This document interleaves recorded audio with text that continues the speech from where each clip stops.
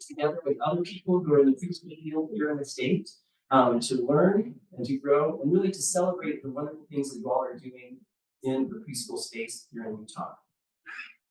This is an interesting conference, and it's well, maybe preemptively saying it's interesting. We'll see at the end. Hopefully, it's a very interesting conference. But I was thinking about this is a very interesting conference for us as far as putting this on, because we are putting this on as a hybrid form. So we're learning and connecting through technology together.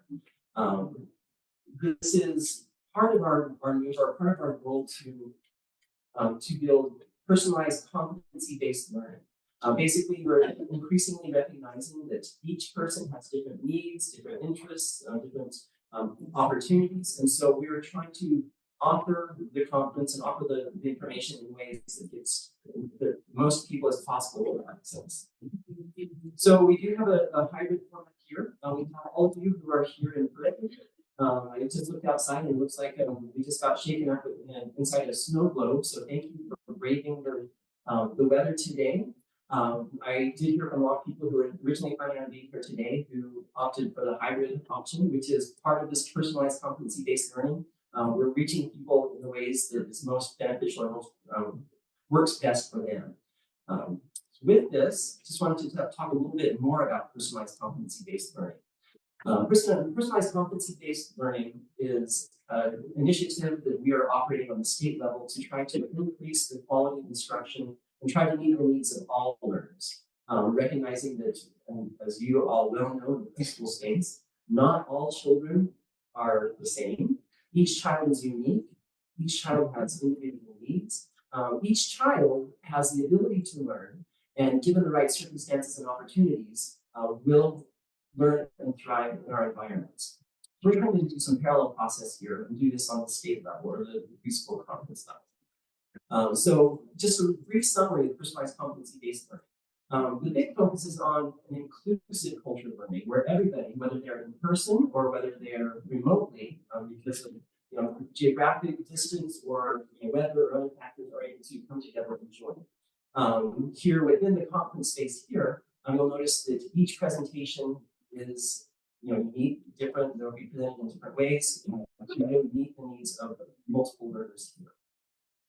The second thing is cultivating learner agency. I'd like to give a quick thank you to all of those. You probably got sick of emails and updates to the invite from me. Initially, we had people respond with the RSVP where you all told what topics you're most interested in. And we were able to identify behavior and learning through play as two of the most common topics that you all identified. So we have offered multiple sessions that will help meet this need. PCDL also talks about demonstrating learning and competency in a variety of ways. I wish we could be in all of your classrooms to see the wonderful things that you are doing to implement the learning that you do today. Unfortunately, we don't have the option of doing that, but we would love to have your feedback. Please reach out to us and let us know how what changes perhaps you made or how you implemented the learning that you did here.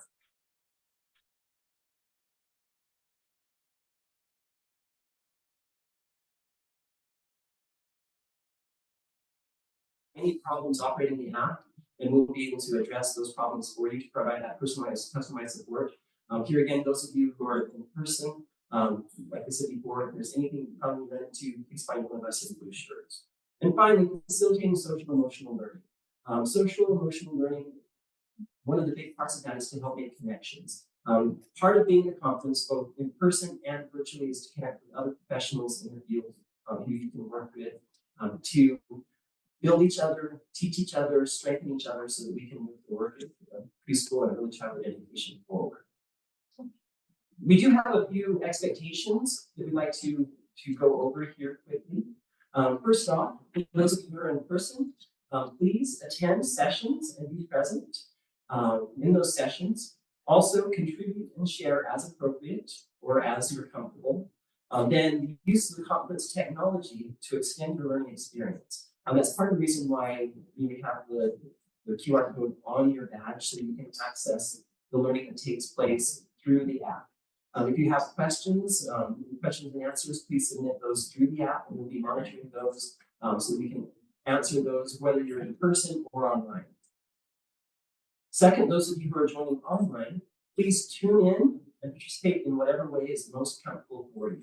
Part of the reason why a lot of people choose to go online is because they can join the conference and join the learning, from the comfort of their sofa in their pajamas. That's great. We welcome you. Perfect. That's what you're most comfortable in learning. Perfect. Then seek ways to connect and contribute. On the conference app, there's a chat in the lobby area. There's a chat space that you can chat about what you're learning, or chatting with what you're experiencing, or asking questions that other people in the conference can help support. Finally, for those of you both in person and online, we expect you to be respectful, engage in the learning, connect with others, focus on your learning, and finally look for ways that you can apply this learning in your classrooms and in your programs. So really briefly here, we encourage you to participate via our social media platforms. We have the Utah State Board of Education has a Facebook page, as well as there's we used to be Twitter, now it's X. So there's an X account where you can access for the Utah Board of Education, or Utah Board of Ed for X. We also have under Utah_Ed, we have the Instagram account. As you learn things, or as you experience the conference here, please feel free to use the hashtag Utah Preschool to help other people connect with the learning that's taking place here today. Just brief reminders: please be respectful when you're using social media. Do tag us, as you're talking about the conference. Follow us on Instagram or follow us on YouTube. There's the USBE Media account you can access there. Really briefly here, as far as the in-person experience, we have sessions both here in the library as well as across 500 South. I'm moving in a different direction. 500 South at the Utah State Board of Education building. Lunch will be at the Utah State Board of Education building. We'll have it set up in the hallway area as you come in. It will be on the north side, close to the doors by 500 South. You can pick up the box lunch there, and there will be 2 lunch and learns in USBE. There's also some rooms set up there that you can sit and eat. Or we welcome and encourage you to come back over here to the library and visit our exhibitor tables, which are down on the lower level underneath the stairs by the restrooms during the lunchtime. You have an hour and a half for lunch that you can visit, you can peruse the library, you can meet with our exhibitors to really build your conference session. Finally, all sessions are available to you. We did, to get a count on where we should put sessions, we did ask you what the session you're most interested in would be. If you want to continue to go to that session, you said, we welcome that. But just know that you do have the flexibility. You're not tied into that. You can go wherever you would like. Finally, water fountains and restrooms are on the lower level. They're by the stairs that direction. Also, as you're in the conference rooms, the meeting rooms are the lower level on this side where the tables are set up for the exhibitors. And I found a really cool thing. Down under here by the exit signs, there's secret passageways that go to that lower level. And so yes, it's just like we're playing Clue. It's like the secret passageways in the library. Finally, if you're joining us remotely, please do, for the sessions that are offered as meetings versus webinars, please do put your program name next to your name on Zoom so that we can help connect and provide that support. If you're in the Zoom meeting format session, please do keep your video on as much as possible. Please do contribute with comments, but keep the comments respectful and look for ways to be involved. We will have room facilitators in each room who will monitor the question and answer sessions, so that the question and answers and chats, so that we can encourage that participation in that way. Hybrid is the future of learning. We will offer we anticipate more opportunities for learning in person and remotely. Just a quick overview of the app. When you go onto the app, you'll see this bar that's along the bottom. It's actually at the top of the screen in the app. It has the lobby, sessions, schedule, exhibitors, expo, speakers. All the sessions can be accessed by clicking on sessions, and then you'll see what's available. There will be 2 sessions during each round of sessions this afternoon. And then when you leave the session, it'll tell you how to join. And then when you leave, be sure you hit the red mute button. There's been some questions, I guess, in the past where people say, if I click this, will I completely exit the app? No, it just leaves that session back to the lobby, so you can choose which one to join next. Finally, with this, with the virtual lobby, please do use the features and functionality there to engage and connect with other people. So you can have, even if you're running remotely, you can still have opportunities for connection and networking with the conference. Just a really brief overview. We're now coming up on the 10:45 here. We will turn this time over to Superintendent Cindy Dixon for her presentation. But after this, after her presentation, we'll have a few minutes for additional information, getting ready for lunch and then the afternoon. Then we'll have the 3 afternoon sessions. The first one will be at 1:30. So you'll notice there's 12 to 1:30.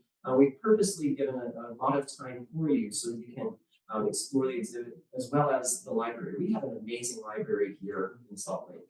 Unfortunately, because of the construction that's going on, the children's section is closed for today. But this is the exciting part. We have 2 people from the library collection, the children's collections, and the children's library here at the library, who will be offering a session during the 2:45 to 3:45 block, who will give you a backstage tour of the children's library section. And so, yeah, if you're hoping to see the children's library section, you have an opportunity. And we'll have the second, the 2:45 session, then 4 o'clock session, and then we'll finish up here in this room at 5:15 with the closings and giveaways. So I hope you all have the opportunity to come back here for that, and then we get to that point. With that, we are right at 10:45. We'll transition to our keynote presentation from Superintendent Cindy Dixon. Superintendent Dixon is a big champion of early childhood education. She has an amazing ability to connect with people at all levels throughout the state. And as she's worked in her various capacities in education, she told us she's been in education for 43 years, which is through those connections, she realized the importance not only of early childhood education, but really beginning with the end in mind. Where do we want our students to be when they leave our education system? So she's going to be sharing a few words, and she's going to be encouraging some participation amongst this group. So I'll just give you a heads up, if you're sitting on your own, please find some people that you can move to be with when we get to the part where we will be discussing. She'll be talking about how early childhood education and preschool really helps set the stage for achieving Utah's vision for the portrait of the initiative. So with that in mind, I'd like to welcome Dr. Cindy Dixon to present.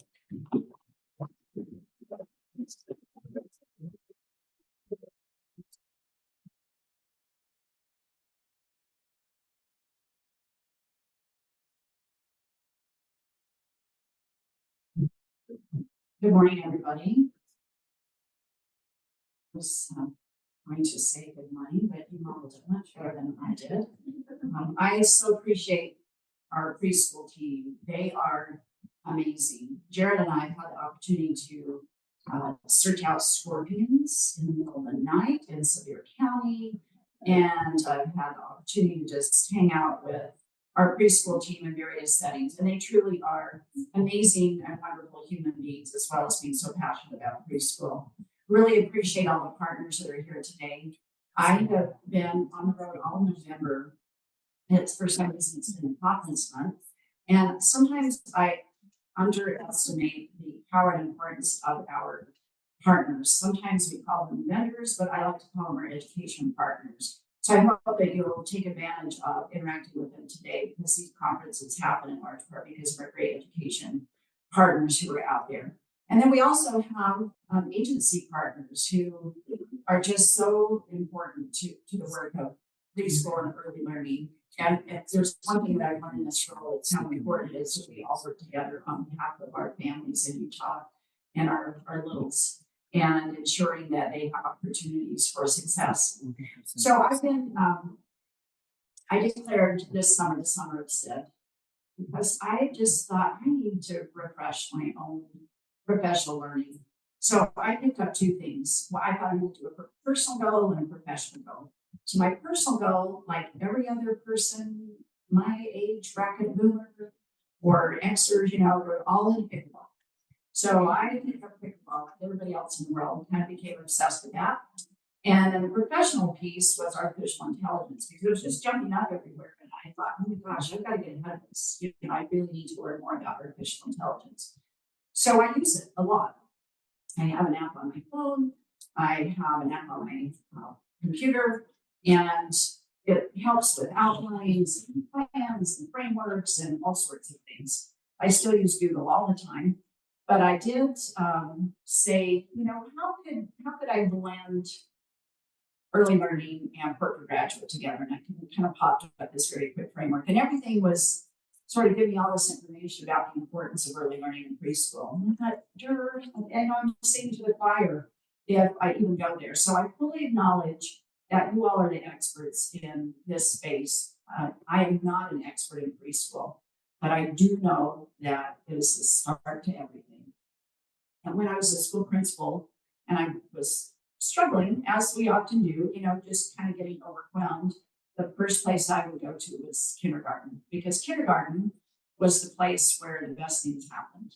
And I learned a lot by watching kindergarten teachers. I learned how to engage in discipline in a different way with students and to really use asset language and positivity to help think about a framework of behavior and expectations in our school. So I really acknowledge that our early learning teachers in preschool and kindergarten have got it all right, and we just need to pay more attention to what y'all are doing. So thank you for giving me this opportunity, Jared, and a special shout out again to our wonderful preschool team, who I just think are amazing, and I support everything that they do. Also want to acknowledge our friends who are making sure on the stage that we have an inclusive environment and that everybody can access the information today. So thank you to both of you. With that, you'll notice on this beginning slide that this doesn't say presented by, but it's facilitated by. So there is an expectation that you all are going to engage with each other with a walkaway at the end, a call to action for all of us. And as Jared mentioned, I want to lay out the opportunity that we all have to start with the end in mind and think about Portrait of a Graduate and how it relates to our preschool and our preschool efforts. So for those online, for those in the balcony, you're making me feel like I should be singing or something, which I will not do. But for those online, you also have an opportunity to access our Portrait Graduate. You can go to our website at schools.utah.gov. You'll see it as a banner, but also it's easy to find. We are getting a lot of national attention for our Portrait Graduate and even international attention in some places. A lot of states are doing this work, but because we have built out with a lot of rubrics and resources behind it, we are getting a lot of different organizations coming to us wanting to work with us because they're so enamored with the work that we've done, which I appreciate it. That was not our intention. We just pulled a lot of teachers together, and I'll talk about that in a bit. So again, the goal is at the end of the upcoming hour that you will have a better understanding for how this fits in preschool, that we start with the end in mind and think about how we embed some of these characteristics that I will share with you into our preschool efforts. I want to start with the celebration. It's always good to start with good news. We have been focused on early learning for a long time, and we have not had a lot of momentum at the state level from a policy framework in many cases because we live in a state where we use the mantra of the importance of families. And sometimes we don't always think about policy for all families. So we've tried to enact policy that helps every family have access to high quality preschool. And we know that we've got some data showing that we have daycare deserts as well. And that is impacting our economy. And certainly trying to have access to full day K when the bulk of our country allowed for 70% of 5-year-olds and 6-year-olds to access full day kindergarten. We were about 30% a couple of years ago. So the good news is that we are now at 75%. Our goal is to get to 70% in 5 years. And in 2 years, we've been able to get to 75% of Utah families being able to access full day kindergarten. It's amazing. I mean, it just makes me weepy when I think that has happened. And we predicted that it would. families have asked for it, they've called out for it. And so our districts and our charters are trying to keep up with teachers and space and all of those things because it's making a difference. So we have the data to show that it's making a difference.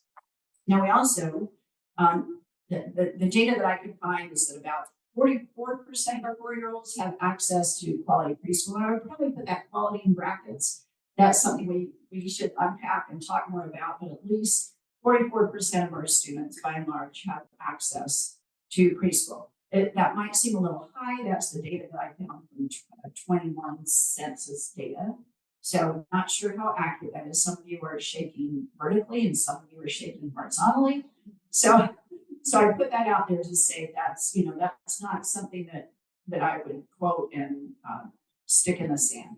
But we do know that we are having more opportunities, and thanks to your good work, we're trying to ensure that the programs we have out there are quality programs. So as Jared said, I want to start with the end in mind. We have, we're in the land of Stephen Covey, and he put us on this map a long time ago, trying to think about how we create frameworks, strategies, and start thinking with the end in mind. We want our students to leave our system not only with all the academic skills, but also with social, emotional, and characteristics that help them really have a lot of opportunities and possibilities. Sometimes we think of graduation as that endpoint, and we should think of it as a beginning point for the next chapter of their lives. And what can we do now to ensure that they have open doors and opportunities and possibilities? And that starts with our littles, with our early learners. So I want to thank you for all that you do if you look at the picture on the left side, they help our little kiddos get to a point where we have this seamless system of improvement and support for our families and our kiddos, regardless of their background. And probably, especially because of their backgrounds, that we know the interventions and supports that need to take place to be in an equitable space, to make sure that everybody has opportunities. And again, this is a space where I'm singing to the choir, and I just appreciate that you all get that. So I want to talk a little bit about our efforts at the State Board of Education to where we got to thinking about the end in mind and starting with what would it look like for our graduates as they leave our system if we had a framework and characteristics that go just beyond checking off the diploma, that they got a diploma. So when I became superintendent about 8 years ago, we had some nice phrases, and we had vinyl lettering and posters that talked about some nice things about obligations that we have and things that we should do, but we really didn't have a strategic plan. It was really important to me that our Board of Education have a strategic plan. And they leaned in and spent almost 2 years really gathering a lot of data from the field, focus groups with community members, with thought leaders, with educators, with families, and trying to gather the things that were important to our community. So they came up with this vision. And people spend a lot of time on words, and words matter. So this vision was really helping us think about how our students are prepared upon completion. All Utah students are prepared to succeed and lead. And I remember very distinctly the conversation about adding in lead. That came a little bit later. It's one thing to have our students be successful and set them on a path for success, but we also want them to be leaders. And that doesn't mean a formal position, but how can we lead out with things like integrity and hard work and innovation? So we'll talk a little bit more about that in a bit. And we want them to do that by having the knowledge and skills to learn and engage in meaningful lives. Now that's the vision. That's where we want to go. And the mission is how we get there, right? So in our mission, it's really about us providing resources and leadership and advocating for policies that can really help us actualize the vision. So we needed something a little bit more strategic. And if you don't know where you're going, any road will get you there. So we came up with a map.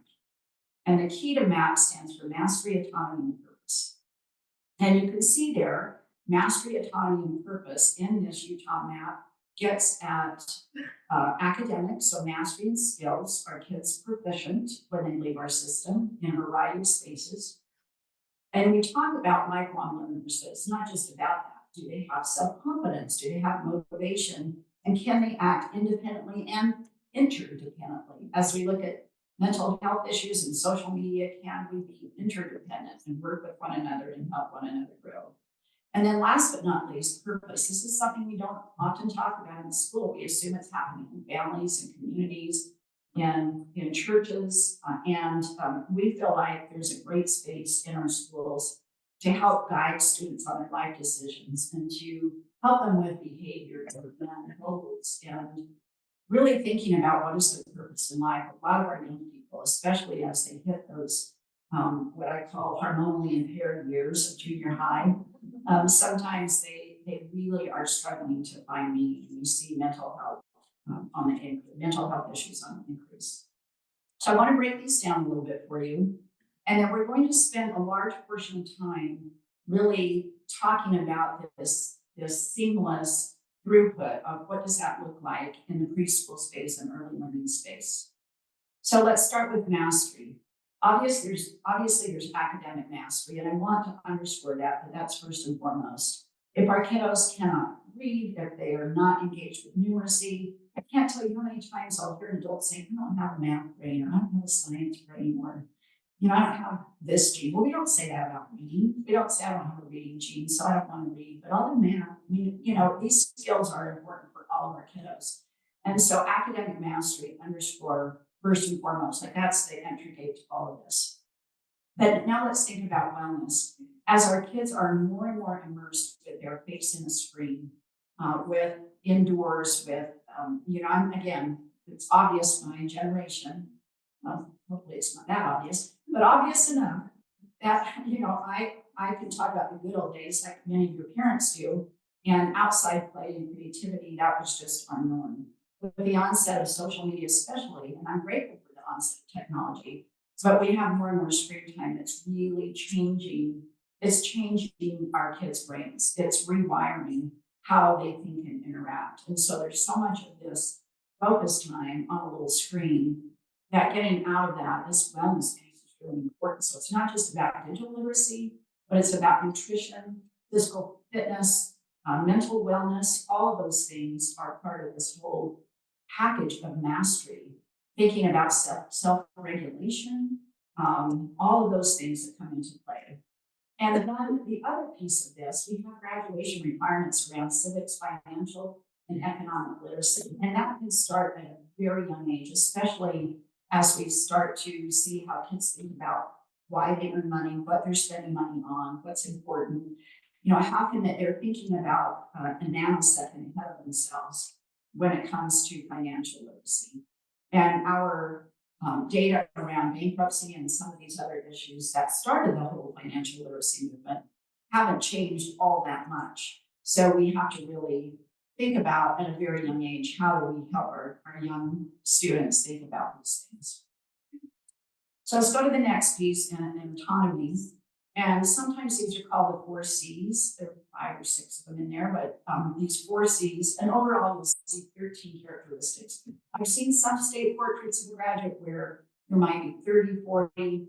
That's a lot, and everybody has to contextualize what works for them in their setting. But for us, we kind of came up with these 13 based on all the feedback that we received.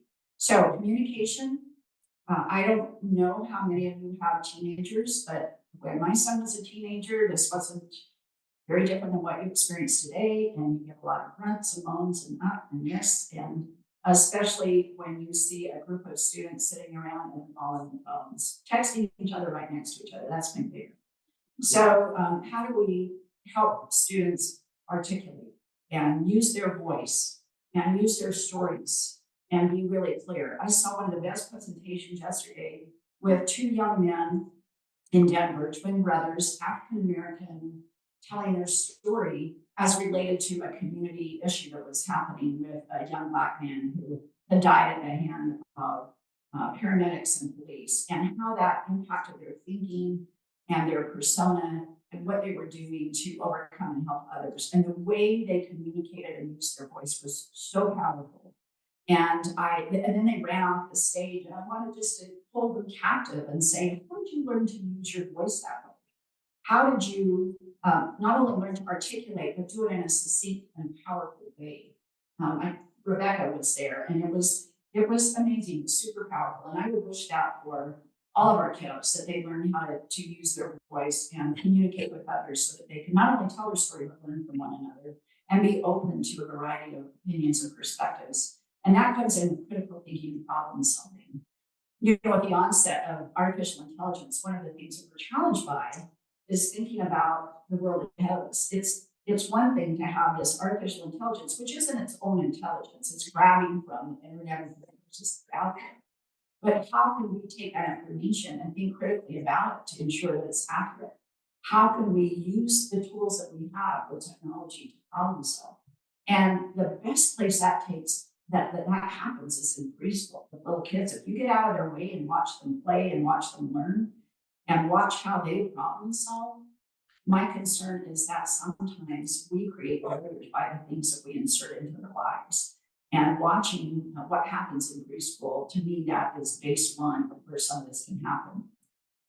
We need to be creators and not just consumers in our country. And you see countries starting to lead out where they are really focused on creativity and innovation. And I visited some of those countries and some of those systems, and they're leaning into some of these spaces. And last but not least, collaboration and teamwork, where we, again, so isolated with social media and some of the misuse of tools, that we need to do even more collaboration and teamwork. And some of the best schools I've been in have learned how to use technology to augment some of this collaborative and teamwork space.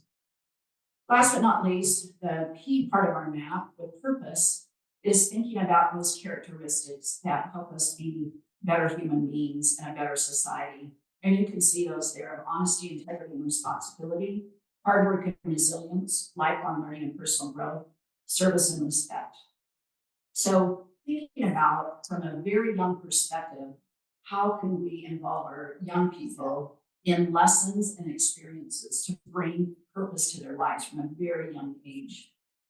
Now I'm going to take a step back and give you the journey of how we got to MAP. I mentioned it a little bit, but I want to weave all of this in because Jared did such a beautiful job of laying out the work of personalized competency-based learning, which is something that Utah has let out in, and we're trying to get rid of the system. I feel like it's trying to move a battleship and spin it around in 5 seconds. And it takes a lot longer to move a battleship or even a barge. A barge takes a lot longer. So thinking about how do we move a system that's been so steeped in what I call the 3 Bs, bells, buses, and bottom time or seat time.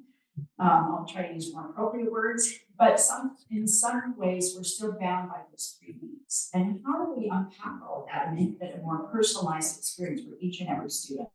I've often felt like every student and even every teacher needs to be on their own individualized education plan so that it is very personalized and the needs are being met. And that creates a very complex system when you think about how we put structures, frameworks, rules, policies in place to allow that to happen. So we're working to try and unpack that and get rid of the Carnegie Unit, which, by the way, was established in 1906 as a way to pay college professors. Think about that. It was developed to pay college professors, and yet the Carnegie Unit still drives our system today with seat time, which is so odd to me.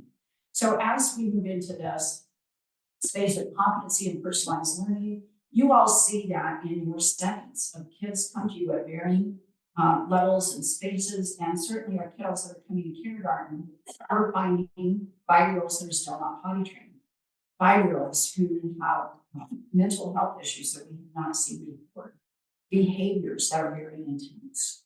So we have a lot of work to do before they get to kindergarten with our families and our kiddos.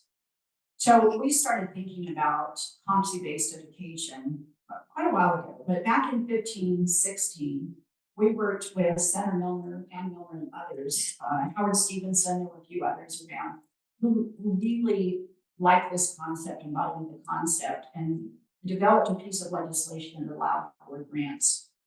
And it was more of an exploratory piece. So we had about 13 districts and charters who joined a pilot, a competency-based pilot. And the first tranche of funding was for them to explore and plan.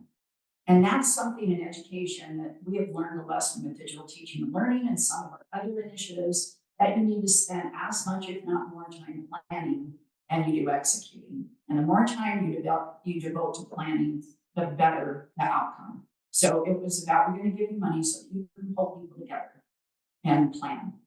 Then in 2018, we developed a framework. And again, this wasn't done in isolation. It was done with a lot of expertise and pulling all this data that we were gathering from the field. So based on that framework, we said we need to put it into something that's really tangible, that people understand and they don't have to wade through 20 pages of data to figure it out.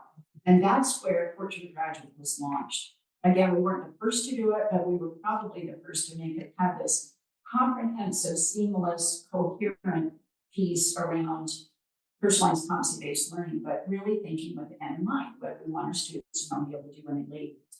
And then during the pandemic, while we were all struggling, it's like BC and AD. Now it's pre-pandemic and post-pandemic in my mind. I don't know if you all feel it that way, but it's just such a different world.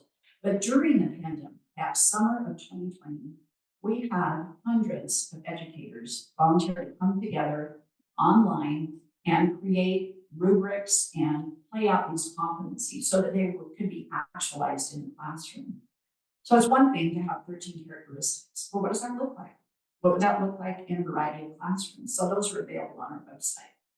And then our LEAs ask for rubrics. So given all that, how do we judge that this is good work? How do we judge that we're doing the right thing? So we came up with some model rubrics, and we put that into a P20 model. So the preschool team was involved in that as well. So again, that coherence of preschool all the way up through higher ed. All right, so that's the journey. So you've got the map, the framework, and the journey and how we got there.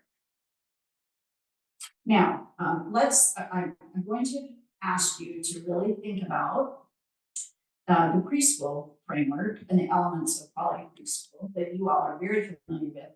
I do not expect you to read all of these, especially those of you that are online. If you need to toggle or zoom in, but you should all be familiar with these elements of play and effective instruction, the whole child, how interactions, their behaviors, the curriculum, the program development, and family engagement.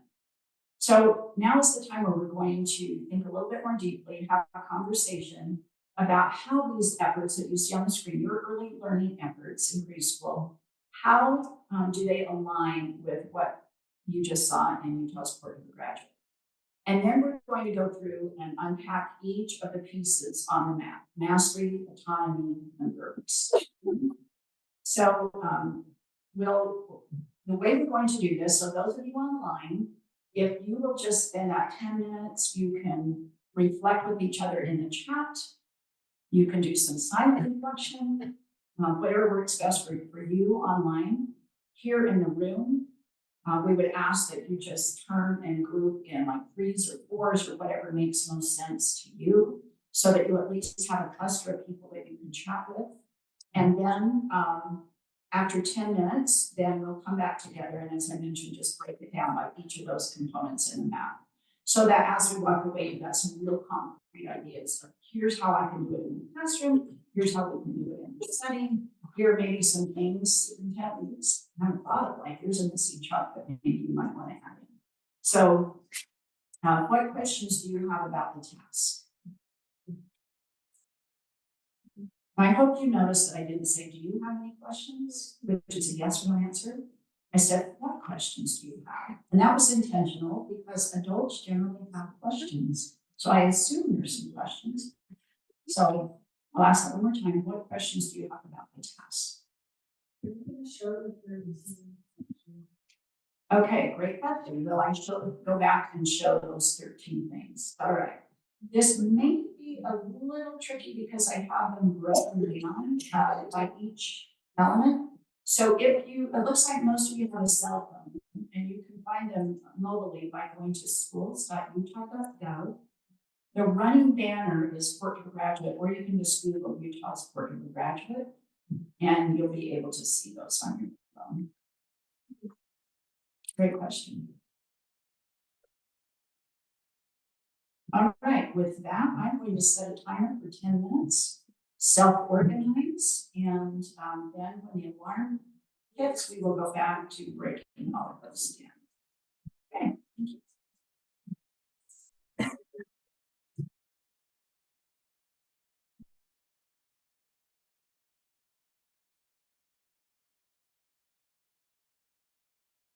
We've got some runners. Jared, do you have your mic ready to go? How about the other side? Do you have a mic? Oh, ready we to go? have Chelsea over there with the microphone. Chelsea, thank you. All right. So we're going to hear some samples. Let's start with mastery. And I know we'll have a tendency to, because I found this last night when I was doing this exercise on my own, it will be easy to say, well, they all fit. And the answer to that is yes. Good. They do, no question. And how many of you just like said that from the get-go? Well, they all fit. I'm seeing some nodding. Okay. So let's break down mastery just a little bit. And we have, looks like we have maybe 20 minutes. So we'll spend 3 to 4 on each of these sections.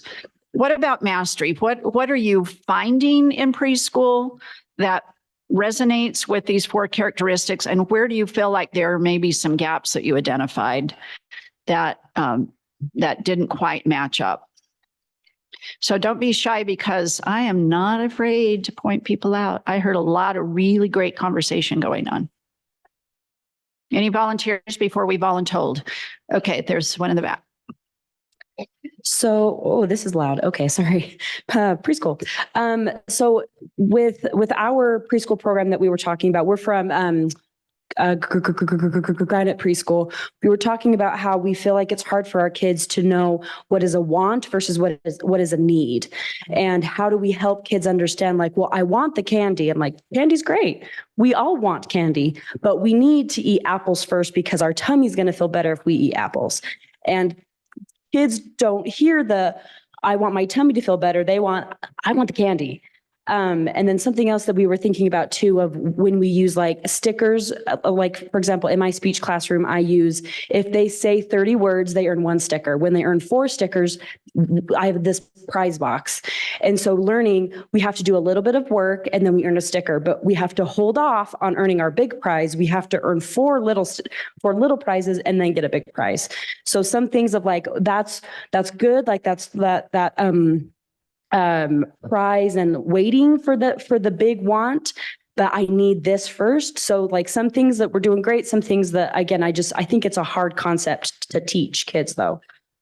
I love that illustration, because I think, that's such an abstract comment or a concept for our littles, whereas kind of that delayed gratification is a little bit easier as we get older, but we form habits by the time we get older that make it much harder. So thank you. I hadn't even thought of that. Thank you so much. Hey, other ideas? Thank you. And if you wouldn't mind stating your name and where you're from, so all your colleagues get to know you. I'm Melissa Mackey. I'm from Layton. I'm a principal at elementary school there. So one thing I see hindering academic mastery is that we have underprepared children coming to us, and then we shove a lot of high academics at them, and they get very frustrated and are unable to meet those easily, which is why I'm actually here. Our school is going to put a preschool in next year, hoping that we can build those foundational skills. I'm not talking about letters and sounds, but the things we're talking about are listening, playing, taking turns, learning how to be a good student and a good friend, and those things that in kindergarten even teachers don't feel like they have time for. So if we want academic mastery, I think we have to start with what may not look like academics. Melissa, thank you. And thank you for being here as a school principal. We're finding that those schools that have added preschool into their system, that coherence is really making a difference. And then you couple that with full day K, and it really is a great methodology to advance these skills and other skills as well. Thank you so much.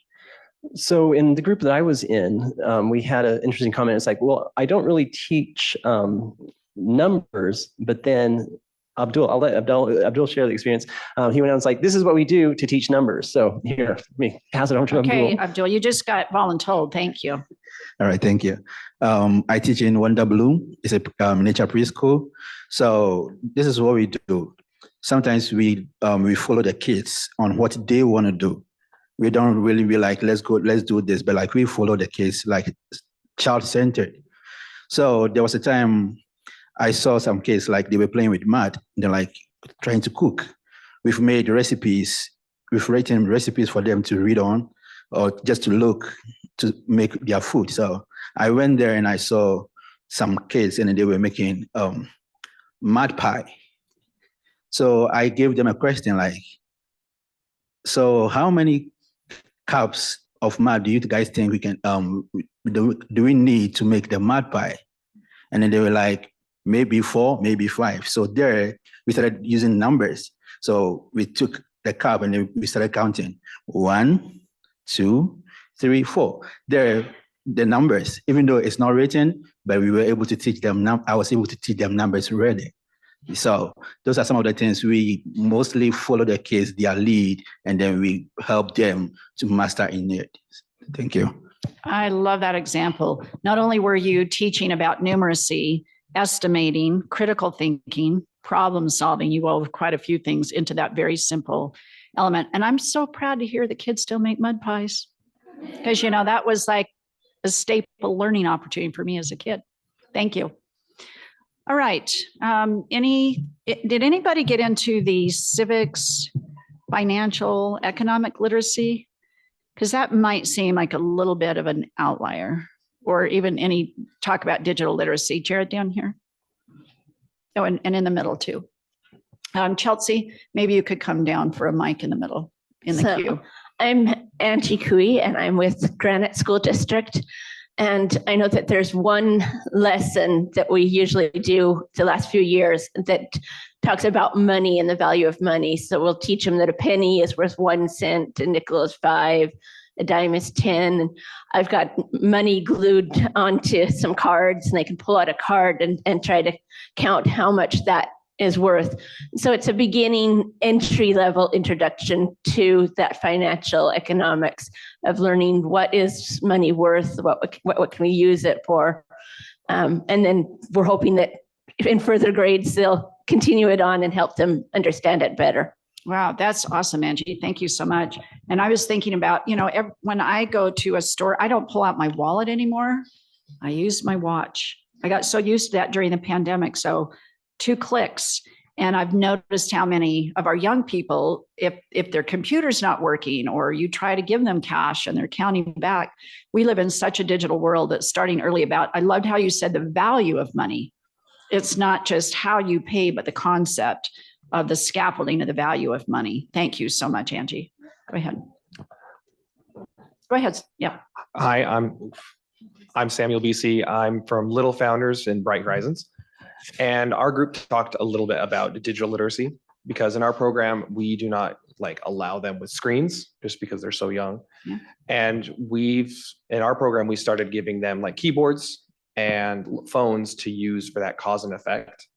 And my friend over here was talking about how sometimes it's a little hard for them to understand with digital stuff. So we're saying that cause and effect is something that's really important of you do one thing, it causes the other, just like how you do with a keyboard or how we do with a phone. So that was something I wanted to mention. I love that. I mean, the outcome of that was so different than thinking about we're trying to get them using, keyboarding skills, but there's this cause and effect. That's brilliant. Okay, one more, and then I'm going to move us along to the next section. I just wanted to piggyback on the financial. And name and setting. Monica McCary, I'm from Bright Horizons. Thank you.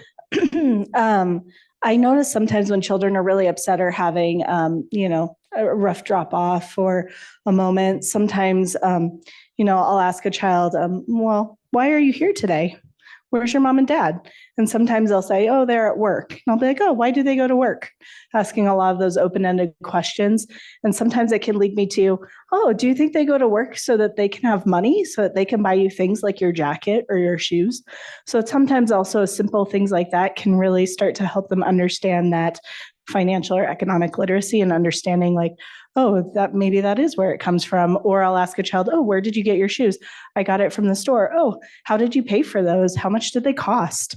So starting those can also be the very basics, especially even with a 2 or 3-year-old. Brilliant questions, just the way we ask the questions and what we ask. What about the piece around autonomy, just the act of learning? Some of you have, in fact, most of you, I think, have demonstrated critical thinking, problem solving already when we were talking about some of these skills and mastery. But was there something very specific that you drilled down on with thinking about these skills of the C's? Anybody want to share? And balcony, don't think you're off the hook here because we know how to get to y'all. Yes, ma'am. I'm Maria Dirajukic. I'm from Utah School for Deaf and Blind. And we were talking a little bit, a few things. It was one of them is like getting families involved. And this is a really hard task because we need to get them know that we are part of their community and they are part of our community. And one of the things that I do in my classroom is that we invite parents for every single activities that we do. And we're so happy to say that we have about 80% attendance for every activity that we do. Every parent's always coming and they're like, hey, what is next? So it takes time because we have to create little activities, simple things. And we do it in the classroom. Sometimes we do field trips, but there is always getting them connected to us. It's part of us. It takes a village to raise one of these children. So why not taking them and be part of that village? I just want to put like 10 exclamation points after what you said, Maria. It's so powerful. These are things that happen with us, especially with our littles. If we don't include our parents, we don't have the reinforcement. I always, our parents are our child's first teacher, as you all know. And these lessons start first and foremost in the home, and we're there to support and augment that. And the depth and complexity with which we do that is really that personalized part. So I love that you're thinking about ways to not only generate enthusiasm and understanding among the parents, but really strategically making them partners in this work. And I think that's where we as a state can do a better job of with Portrait of a Graduate. Now, I should have said this at the beginning. This is an aspirational document. It was never intended that everybody adopts this. In fact, we prefer that districts and charters and anybody else that wants to engage in this work, that they engage in the process, because that's the power of it, is people coming together saying, and by people, we mean families and everybody, what is most important in our community for our students, our economy, our families. And when they do that work, I mean, they can certainly use this as a model, but then when they do the work, what does it look like in context? So I really appreciated your comment, Maria. That's super powerful and should underscore everything we talk about today. Thank you. Okay, any other comments on this section? Yes, ma'am. In the center, did I miss anybody? Do some voluntoling over there, Chelsea, in that balcony, because there was a lot of chatter going on over there. All right, I'm Harley Hansen. I am also from Bright Horizons, Little Founders. One thing that I kind of wanted to further on of kind of what she was saying, we do feel like parent partnerships are critical to the way that our children develop. So lately, we've been really trying to focus hard on children's portfolios and how we document their learning. We document it with 5 different domains of like my growing brain, my growing body, how my feelings and relationships, how I communicate, and how I learn. And that's essentially the 5 promises that we are promising all of the parents that bring their children and trust us with their care, that those are the skills that we're going to develop. And I really do love the way that this is all set up, just because it kind of just helps it flow and continue through their entire education through elementary school, middle school, high school. So that's amazing. Well, I think it's amazing that you've got those 5 promises that you hold yourselves accountable for. You're super transparent and put it out there to work with your parents as partners in that. So well done, you. Thank you. All right. Thank you. Hi, I'm Marissa. I'm from Utah Schools for the Deaf and the Blind. And for me, I feel like setting up your classroom environment can create opportunities that target all of these things. So for little preschoolers, just setting up fun, like dramatic play experiences is one of my favorite things to do in my classroom, which provides lots of opportunities for communication, critical thinking, creativity, and also teamwork between peers. So I just think the way that we set up our classrooms can be purposeful, and everything that we do in there is going to have a purpose for each one of those things. Thank you so much. That was awesome. All right, moving to the last, oops, did I get that right? To purpose. And if you were still back on the last one, feel free to share.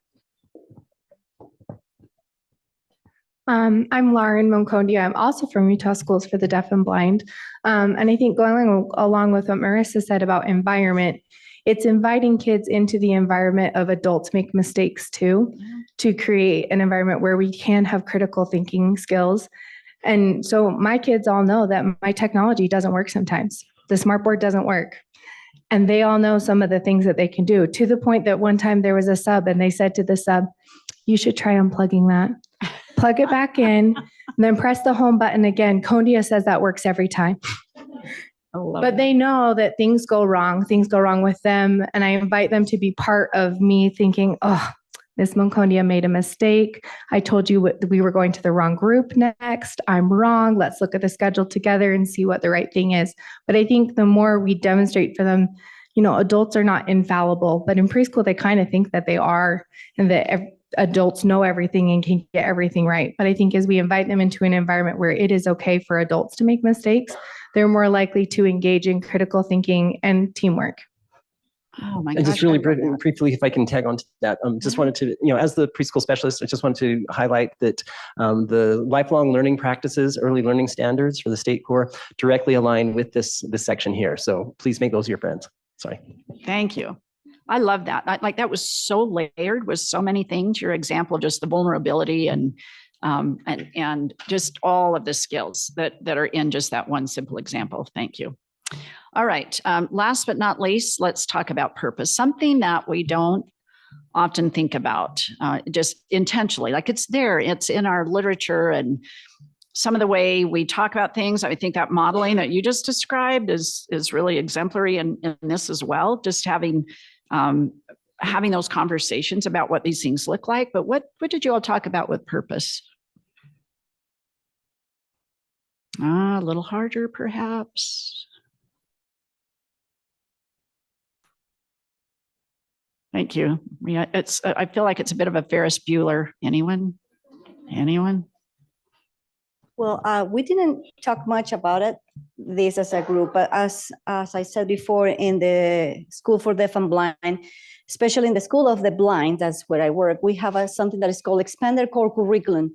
And we work with the students developing specific areas that they don't have access in any other way because of their limitation in their vision, help them get them limited on accessing this information. So we work on those areas of being, they need to work on those goals. And like, for example, using access to other, like how they're gonna move around. So they need orientation and mobility. So they need to learn how to communicate with other people and express and tell them, this is my, like, I have this disability, this is my condition, I need support or I need help for, for these areas. So it's helping them to understand and be self-advocates of their disabilities and their needs, and also teach other people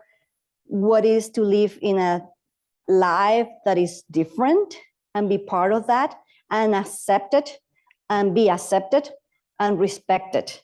So so we teach in different things that are important to know. And I think that as a preschooler, when they have the access to see and interact with other children and see that are different, and not only because they look different, but because they have a different background or because they have a different experience, it is important to show that respect, that acceptance, and grow and share that with others. So it's just part of what we all continually working with our students. Thank you, Maria. And I think you illustrated so well that just the underlying concept of inclusion is about our society. When we interact with those that are different, we stop, we listen, we respect, we show respect.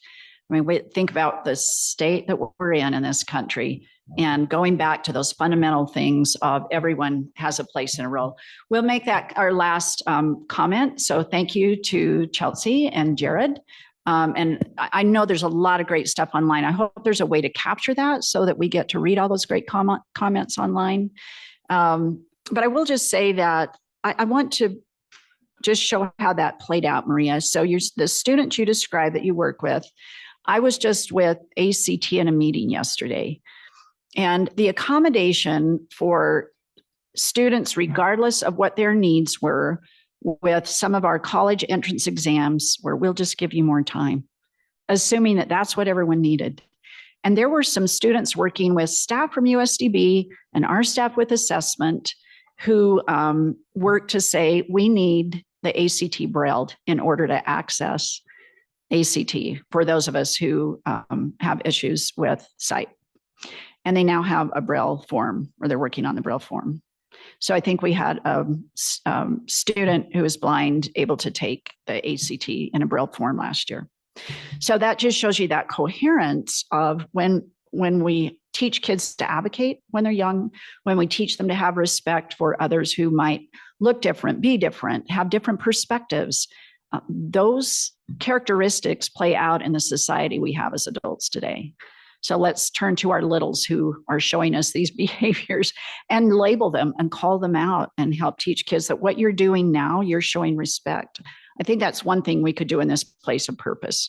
When we see the behavior, call it out, label it, so kids know that what they're doing is a very positive step towards a better future. And in the moment, how awesome that is. So thank you for that.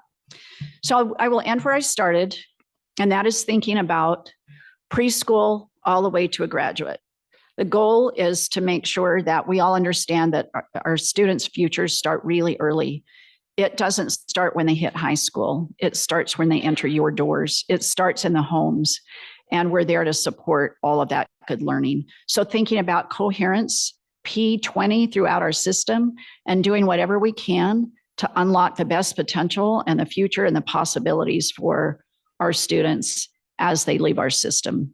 That's the goal of all of this coherence that I've shared with you today. So my call to action is not just for you, but it's for me as well, to think about the coherence with these competencies, or these characteristics rather, and how we can work together to make sure that we do have coherence throughout the system. So it starts with academics, but it's wrapped and surrounded by all of these other qualities that you have in your preschool framework and your standards, and that we see played out across the system. Thank you for letting me be part of your conference this morning. I'm confident you're going to have a great rest of the day, and have fun in the snow globe. And let's continue to work together on these challenges and opportunities. Thank you.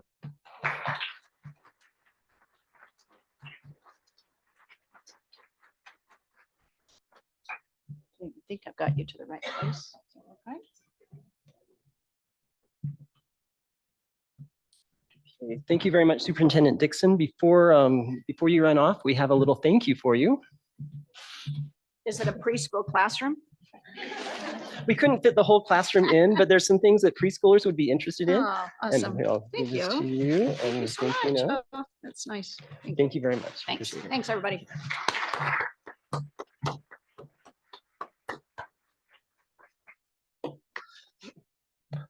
Okay, so I really enjoyed hearing the comments and the interactions, and just kind of brainstorming what is it, and connecting what is it that we do when we're working with young children to really get that foundation of the lifelong learning. So thank you very much. Okay, so as I mentioned before, Superintendent Dixon facilitated the keynote. We will have 2 locations for the sessions. We will have one session of each of the afternoon rounds here in this room here. There will be 3 in meeting rooms A, B, and C, which are on the lower level. If you went out the back, down the stairs, you would be able to see them come down the stairs, they're on your right. Once again, you can also access them through the exits down here through the secret passageway in the library. In the USBE building, there are 2 rooms that we will be using for sessions. That will be the boardroom, kind of fancy and snazzy with a nice chair, a nice table. We'll have the boardroom there, and then basement west. As you go over to the USBE for lunch, you will pick up your lunch on the main level. It's best to go in behind the building. That's where the doors are open. Although there might be some people there that will help you through the entrance on the 500 South, but if not, please go around through the back. You'll be able to see where the lunches are set up for distribution on that level there. We will have 2 lunch and learn sessions there. One will be in the boardroom. That will be Malia Height talking about licensing and teacher licensing. And then the other will be down in the basement. That's the basement west room. We'll have a lunch and learn information session from the My 529 savings program. Oh, and yeah, because we don't want people to do Froggers across the road here, that's like an old video game here. I did a little movie of how to get across, so please go out towards it would be the southeast corner, use the crosswalk to go across the road. Yeah. Oh, and we just learned that we will have somebody there at those doors. So if you want to go on the entrance to USBE from the street side, 500 South, there will be someone who will be there to let you in. Okay. Once again, for those of you who are joining virtually, when this session is finished, please remember to click the red leave button that will take you back to the Zoom events lobby. We won't have anything in the lobby other than the expo. There will be information from the expo people that you can access, but then we'll rejoin with the afternoon sessions at 1:30. And I just talked about that. The box lunches have been graciously provided by Age of Learning. They have some information over there too. We really appreciate them making this possible for everybody here to have a lunch. There's the lunch and learns, then tables available to eat in basement west. And there's also a couple of conference rooms down in the basement. If you want to just eat and chat rather than lunch and learn, there's some spaces there that you can eat, or you can bring your lunches back here, as I mentioned before, to interact with the exhibitors. So with that, we're going to give away a few prizes. Okay. And let's see. Okay, so, and let's see. Okay, we'll start with the My 529. This is a package from the My 529 is the education savings program that you can pay into, ideally starting when the child is young, so that when your child graduates from high school and goes on to college, you have money that they can use for a variety of education, whether it's in university setting, whether it's a trade setting, all sorts of things that you can use from this. And the winner of this one is, and hopefully they're here, and the winner of this one is Christy Opita. Christy, woohoo! All right, come on down and get your prize. I'd like to thank My 529 for donating this prize package. Okay, we also have a big box of learning materials and water bottles, and it looks like games, all sorts of things. It's a really cool prize bag. This is something that, yeah, if I could, I would be like aiming for winning, but unfortunately I can't. So we'll see who will be able to get it. This one is Caitlin Collins. Come on down, Caitlin.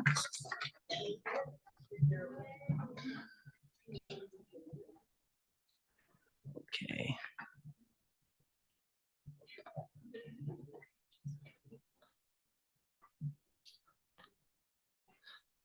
Okay, so we have one more prize to award before we break for lunch. This one goes to Sharon J. Sharon here? Oh. Okay. Okay, and so with that, okay. Okay.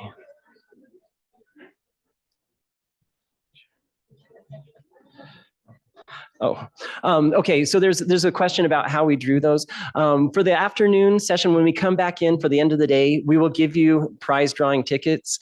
Since, there were so many things going on, when you entered and registered, that we didn't distribute the tickets. What we did was we just entered it into the list of people who are participating here. We entered into a random number selector, and these are the people that joined. And so if you were like, wait, I wasn't entered, you were. You were just not as lucky as these 3 people. But when you come back this afternoon, we'll reconvene here at 5:15 to give away. We have so many prizes. Your odds are really good. We will give you a physical ticket for that so you can build that anticipation. So anyway, with that said, we'll go ahead and break now. It's lunchtime. Please make your way safely over to USBE, and we will reconvene sessions at 1:30.